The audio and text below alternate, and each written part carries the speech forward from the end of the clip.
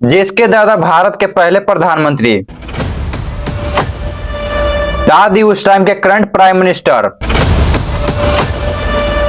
Father उस time के future prime minister, मां कांग्रेस पार्टी की फ्यूचर प्रेसिडेंट, राहुल गांधी जिनका जन्म इंडिया के एक पावरफुल फैमिली में से एक में हुआ, जिनके पास पैसा, दौलत, शोहरत और वो सब कुछ था जिससे वो इंडिया के प्राइम मिनिस्टर के दावेदार बन सकते थे। बट राहुल गांधी के नसीब में कुछ और ही लिखा था। तो नमस्कार दोस्तों, कैसे हैं आप सभी लोग? सब चंगासी। तो आज हम बात करने वाले हैं एक ऐसे इंसान की जिनके पास सब कुछ होने के बावजूद उन्हें पीएम की कुर्सी पर बैठने में इतना संघर्ष क्यों करना पड़ रहा है। आखिर क्या है इसकी वजह, आज हम इस वीडियो में जानते हैं। पहले तो राहुल गांधी खुद ही पॉलिटिक्स में नहीं आना चाहते थे, बट उन्हें मजबूरन आना पड़ा। अब क्यों पॉलिटिक्स में नहीं आना चाहते थे और क्यों आए, आगे इस वीडियो में जानते हैं। हाँ, तो जब वो पॉलिटिक्स में आए, विपक्ष द्वारा उनके माथे पर पहला तिलक लगा डायनेस्टी पॉलिटिक्स का। इसका मतलब कोई एक लीडर के बाद उसके बेटे, उसकी बेटी, फिर पोते भी नेता बन जाएंगे। ये इसीलिए क्योंकि वो इस फैमिली से हैं, ना कि अपने मेहनत से ऊपर आए हैं। तो इसे डायनेस्टिक पॉलिटिक्स कहते हैं। और उन्हें अब भी कहा जाता है कि उन्हें कांग्रेस का टॉप लीडर इसीलिए बनाया गया है क्योंकि वो नेहरू और गांधी परिवार से हैं, जो पहले से ही सियासत में पावरफुल रहे हैं।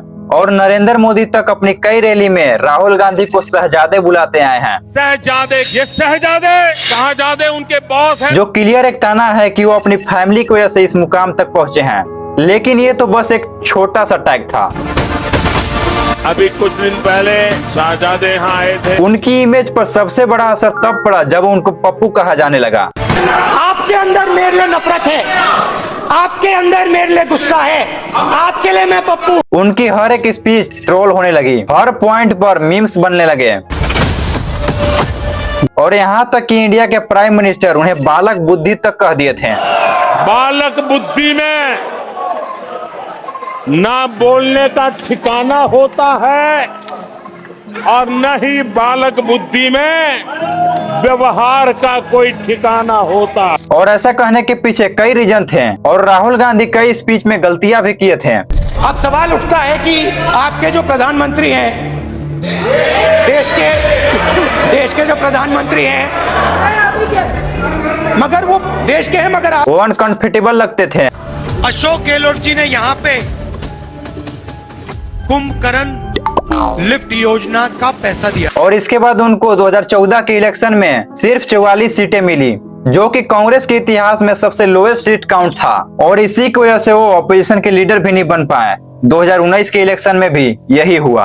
मोदी जी का इमेज उस टाइम पे स्ट्रॉन्ग हो चुका था एंड राहुल गांधी उनके सामने फीके पड़ गए। इस टाइम तक राहुल गांधी की इमेज फनी, वीक, कंफ्यूज और डायनेस्टिक वाली थी। फिर आता है वो समय जब वो भारत जोड़ो यात्रा शुरू करते हैं एंड पूरे इंडिया में चलकर उनकी परेशानी सुनते हैं। राहुल गांधी हर तरीके के लोगों से डायरेक्टली मिलना शुरू किए, मजदूर, किसान, स्टूडेंट, सबसे।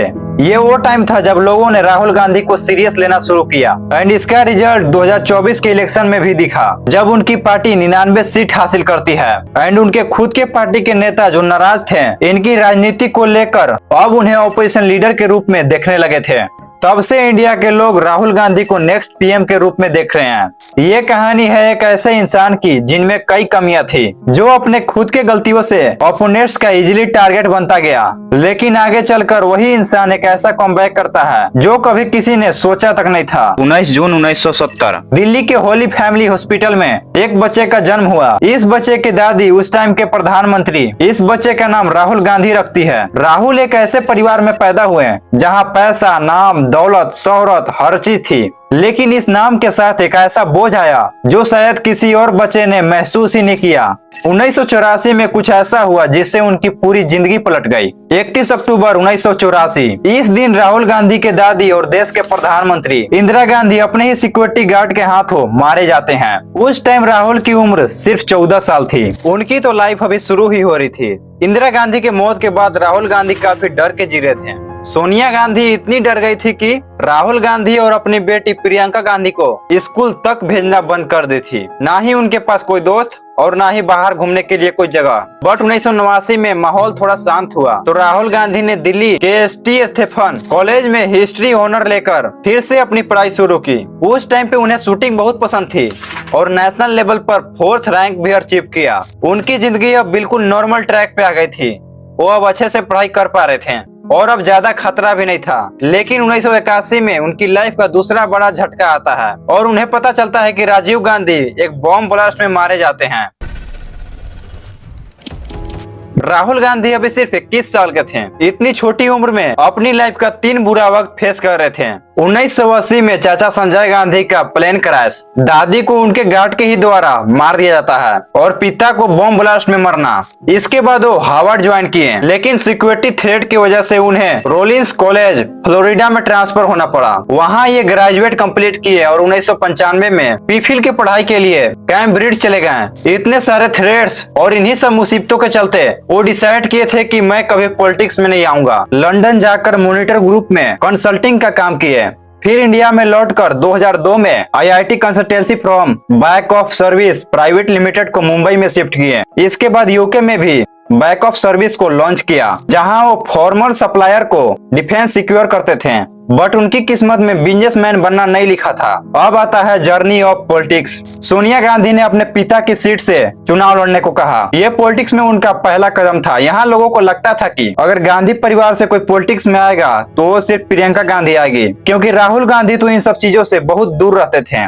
लेकिन सोनिया गांधी ने राहुल गांधी को लाकर ट्रम्प कार्ड खेल दिया और सरप्राइजली एमेठी सीट को 1 लाख वोट से जीत गए। अपने फादर की लेगेसी को आगे बढ़ाएं। लेकिन अभी उन्हें कोई मिनिस्ट्री पोस्ट नहीं मिली थी। इसी दौरान 2007 में वो अपने पॉलिटिकल करियर को आगे बढ़ाएं। कांग्रेस के एक जनरल सेक्रेटरी बन गए। साथ ही इंडियन यूथ कांग्रेस और national student union of India का बोझ भी उन्हीं के कंधों पर आ गया। राहुल गांधी स्टूडेंट और यूथ के बीच थोड़ा बहुत निखरना शुरू हुए थे एंड यूथ के सपोर्ट की वजह से 2009 के जनरल इलेक्शन में राहुल गांधी ने पूरे देश में 100 से भी ज्यादा रैलीज की, जिसमें वो एजुकेशन एंड रोजगार जैसे मुद्दों को हाईलाइट किया। एंड ऐसी कई रीजन की वजह से कांग्रेस ने उस इलेक्शन में 206 सीट से एक बहुत बड़ी जीत हासिल की। ये 2009 में राहुल गांधी के पॉलिटिकल करियर का सबसे खास साल था। हर जगह इंडियन मीडिया राहुल गांधी को एक इंडियन यूथ, एक लीडर के रूप में दिखा रही थी और यहाँ तक कि वो 2009 में टॉप 10 यूथ आइकन में राहुल गांधी एक मात्र पॉलिटिशियन थे। लेकिन इसी पॉलिटिकल सक्सेस के बीच एक ऐसा मिस्टेक करते हैं जो आगे चल के ऑपोजिशन की एक बहुत बड़ी ताकत बन जाती है। जब 2013 में सोशल मीडिया धीरे धीरे चमक रहा था, इंडिया में फेसबुक और ट्विटर जैसे प्लेटफॉर्म का यूज बहुत तेजी से बढ़ रहा था, तभी 5 अप्रैल 2013 को राहुल गांधी ने CIA में एक अपनी स्पीच दी। वहाँ का माहौल कई बिजनेस लीडर से भरा हुआ था। लोग राहुल गांधी से ये उम्मीद कर रहे थे कि राहुल गांधी इंडिया की इकोनॉमी जैसे मुद्दों पर बात करेंगे, लेकिन उन्होंने ज्यादातर इधर उधर की बातें की। स्पीच में भी वो कभी नर्वस और कभी ओवर एक्साइटेड दिख रहे थे। इसी वजह से उस दिन पप्पू CII ट्रेंड कर गया। उनके मीम्स बने। इंडियन मीडिया ने इस ट्रेंड को खूब हाईलाइट किया। उनकी शुरुआती स्पीच को जोक के तौर पर सोशल मीडिया पर ट्रेंड करवाया गया।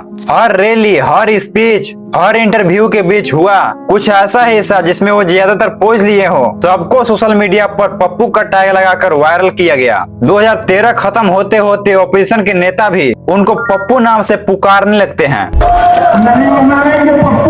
उससे भी महत्वपूर्ण है कि जिस तरह के कुंद बुद्धि से भरपूर ये पप्पू जी के इस तरह के बयान आ रहे हैं, ये चीजें इतनी बढ़ गई कि 2014 में सोशल मीडिया पर पप्पू सर्च करने से राहुल गांधी का ही नाम आता था। एंड 2014 के इलेक्शन में बीजेपी ने पप्पू वोट को हद से ज्यादा यूज किया। उनकी इमेज इतनी खराब कर दी गई कि जहां 2009 में कांग्रेस ने 206 सीटें हासिल की थी, वहीं 2014 में कांग्रेस सिर्फ 44 सीट पर सिमट कर रह गई।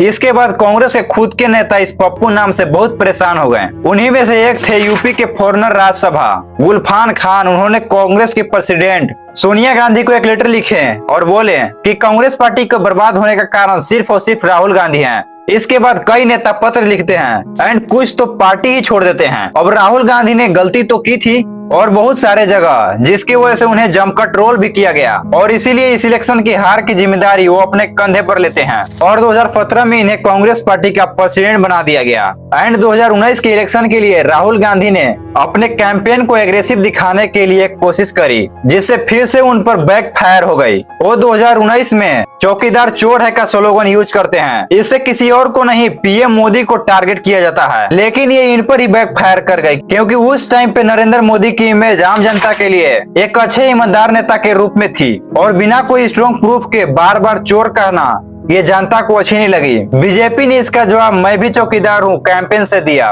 राहुल गांधी की ये स्लोगन जो बीजेपी की कमर तोड़ने के लिए बनाई गई थी, ये उन पर ही भारी पड़ गई और बीजेपी की इमेज और मजबूत बना के चली गई। नतीजा एक बार फिर बीजेपी की जीत होती है। इस हार के बाद राहुल गांधी कांग्रेस प्रेसिडेंट के पोस्ट से रिजाइन कर देते हैं। सबको यही लग रहा था कि राहुल गांधी का पॉलिटिकल करियर बिल्कुल खत्म हो गया, उनके सर पर पप्पू का टैग हमेशा के लिए जुड़ गया। बट ये उनकी कहानी का एंड नहीं था। कुछ दिनों तक वो अपने आप को अंडरग्राउंड कर लेते हैं, सोशल मीडिया से दूर, न्यूज चैनल से दूर, उनका जिक्र लोगों में कम होने लगा। लेकिन इसके पीछे राहुल गांधी अपने आप पर एक ऐसा बदलाव कर रहे थे जिससे आगे चलकर उनकी पूरी पहचान बदल गई। सितंबर 2022 कन्याकुमारी से एक सफर निकलता है, भारत जोड़ो यात्रा का। राहुल गांधी ने एक ऐसा कमबैक किया जिससे आम लोग तो क्या, पॉलिटिशियन तक को चौंका दिया। ना उन्होंने कोई स्पीच के साथ बड़ा शो किया, ना गाड़ियों के काफिले के साथ कोई रैली, वो सिर्फ एक काम किए, 3570 किलोमीटर पैदल चलना। राहुल गांधी हर दिन आम लोगों के साथ चले, किसान, मजदूर, स्टूडेंट और यहाँ तक कि सेलिब्रिटी तक उनसे मिले। इस दौरान लोगों से वो डायरेक्ट बातचीत किए, उनकी परेशानी, उनकी दिक्कत, हर मुश्किल को सुने। उन्होंने एक स्लोगन भी बनाया कि नफरत की बाजार में मोहब्बत की दुकान। ये यात्रा सिर्फ पॉलिटिकल कैंपेन नहीं थी, राहुल गांधी के पूरे करियर का एक अहम हिस्सा थी। किसान के साथ खेतों में बैठना, स्टूडेंट के साथ टाइम स्पेंड करना, मजदूर के साथ रोड पे चाय पीना, रोड साइड पे हेयर कट करवाना, हाईवे पर ट्रक ड्राइवर से बातचीत। अंग्रेजी पढ़ रहे हैं? हाँ, पढ़ रहे हैं। ये सारी चीज राहुल गांधी को एक ऐसे मुकाम की तरफ ले जा रही थी। 137 दिन, 12 स्टेट और 3570 किलोमीटर। इस बीच लोगों के सुख दुख सुनना, ये सब उनके पप्पू वाली इमेज को खत्म करने में काफी हेल्प कर रही थी। और अब इस यात्रा का असर ग्राउंड पर भी दिखने लगा, जब हिमाचल प्रदेश के इलेक्शन में कांग्रेस ने एक बहुत बड़ी जीत हासिल की और उसी के साथ कर्नाटक, तेलंगाना में भी जीत हासिल की। जहां से ये यात्रा गुजरी थी, वहां से कांग्रेस का वोट शेयर बढ़ गया। इसके बाद वो ईस्ट से वेस्ट भारत जोड़ो नया यात्रा भी पूरी किए हैं, जिसमें वो मणिपुर से महाराष्ट्र तक का सफर पूरा किए हैं। फिर आता है 2024 का लोकसभा इलेक्शन, जहां कांग्रेस 2014 के इलेक्शन में सिर्फ 44 सीट पे सिमट के रह गई थी और 2019 में सिर्फ 52 सीट पर। वहीं 2024 के इलेक्शन में 99 सीट लेकर आई। हालांकि यहाँ कांग्रेस सत्ता तो नहीं हासिल कर पाई, लेकिन बीजेपी जैसे पार्टी का वोट शेयर बहुत हद तक कम कर दिया और एक के बाद एक उनकी दमदार स्पीच वायरल हुई। लोगों से इनका हद से ज्यादा सपोर्ट मिलने लगा। लोगों से सपोर्ट मिलने के बाद वो सरकार से सवाल करने लगे, उन्हें क्रिटिसाइज करने का एक भी मौका नहीं छोड़ते हैं। फिर 2025 में बीजेपी के वोट चोरी पर डीपली एक्सप्लेन किए। इससे कांग्रेस के कई सपोर्टर तक बढ़ गए, यहाँ तक कि बीजेपी से ज्यादा कांग्रेस के सोशल मीडिया पर फॉलोअर तक बढ़े हैं। फिर आया 2026 जंतर मंतर प्रोटेस्ट। जंतर मंतर प्रोटेस्ट जहां स्टूडेंट का खुलकर साथ दिए हैं, बल्कि यहाँ तक कि ऑपोजिशन लीडर होने के बावजूद उनको जमीन पर घसीटा गया। इस प्रोटेस्ट के बाद राहुल गांधी को स्टूडेंट का खूब सपोर्ट मिला। बाकी आपको क्या लगता है 2029 के इलेक्शन में पीएम के कुर्सी पर कौन बैठेगा?